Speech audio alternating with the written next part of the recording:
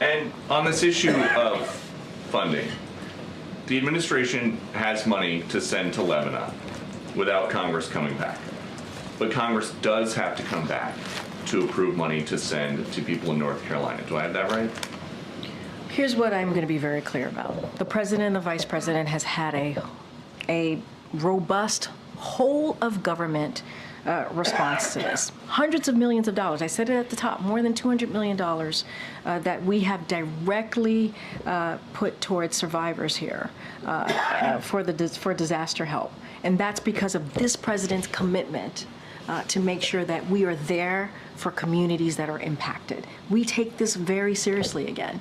We take this very seriously. And before the hurricane hit, we pre-positioned more than 1,500 federal folks on the ground to help. And so we have made sure that every state has gotten their storm requested emergency declaration. They requested it, and we made sure they received it. We've taken this very seriously. More than $200 million that we have provided to the impacted areas. But instead, people want to do disinformation, misinformation, which is dangerous, Because then when folks on the ground hear that, they may not want to ask for the help that they need. That is there for them. That's our focus here. But President Biden is fond of saying, show me your budget and I will tell you what you value. If he's got money for people in Lebanon right now, without Congress having to come back, what does it say about his values? There's not enough money right now for people in North Carolina who need it.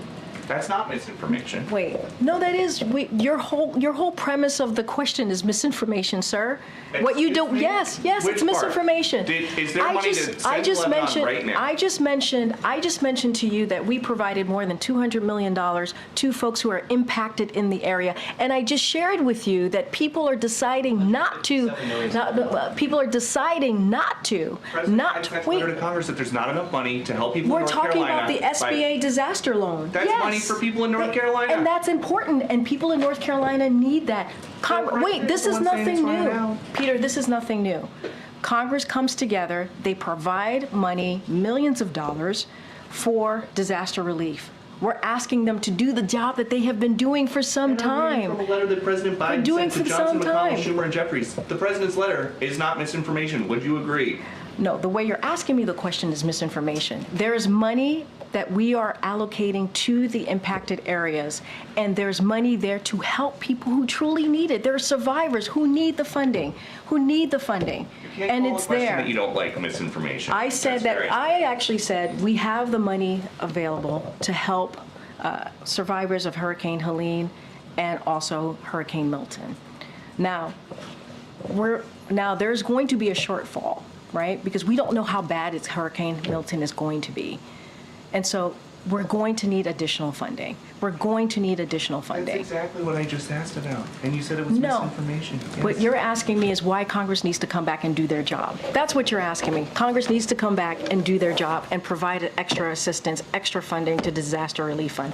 That's what Congress needs to do, and we're going to continue to urge that. You may not want that, but that's okay. That's what this president wants, and that's what the vice president wants. Thanks, everybody.